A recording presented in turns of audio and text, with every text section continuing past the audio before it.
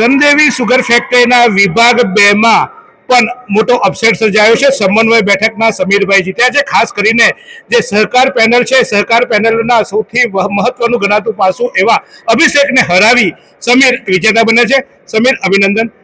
કઈ પોલિસી રહેશે અને હવે પહેલા તો એવું કહેવાય કે તમે જાયન્ટ કિલર કહેવાઓ, કારણ કે અભિષેક જેવા મોટા માથાને તમે હરાવ્યો છે, ત્યારે શું અનુભૂતિ અને શું કરશો હવે ગણદેવીના વિકાસ માટે? ખેડૂતોના હિત માટે મારાથી જેટલું શક્ય બનશે તેટલું કરીશ ને ખેડૂતોને ન્યાય અપાવવાનો પ્રયત્ન મારો છે। તમારા વિજય પાછળ કોને જવાબદાર સમજો છો આપ? સૌને, દરેક મતદારે નામી અનામી સૌએ મને સહકાર આપ્યો છે। સૌનો આભાર અને સર્વે નમન કરું છું।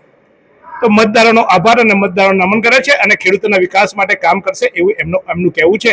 તો આ હતા વિભાગ 2 ના વિજેતા। વિભાગ 1 માં રાજાભાઈ વિજેતા થયા છે। રાજાભાઈના આપ દ્રશ્યો જોઈ રહ્યા છો, ત્યારે વિભાગ 2 માં પણ 2 છે। એટલે સમન્વય પેનલે ખાતું ખોલી દીધું છે અને ખાતું ખોલ્યું નહીં, પરંતુ 2 પરિણામો જીત્યા છે। ચોક્કસ સહકાર પેનલનું એક બેઠક સહકાર પેનલની બિનહરીફ ચૂંટાઈ આવી છે, જ્યારે ચૂંટણીના પરિણામો જાહેર થયા તેમાં પ્રથમ અને બીજા બંને વિભાગમાં સમન્વય પેનલની બોલબાલા રહી છે। પ્રથમ વિભાગમાં પણ બહુ ઓછા મતે જ્યારે બેઠક જીતવામાં આવી છે રાજાભાઈ, ઓછા મતે, પરંતુ જીત એ જીત છે।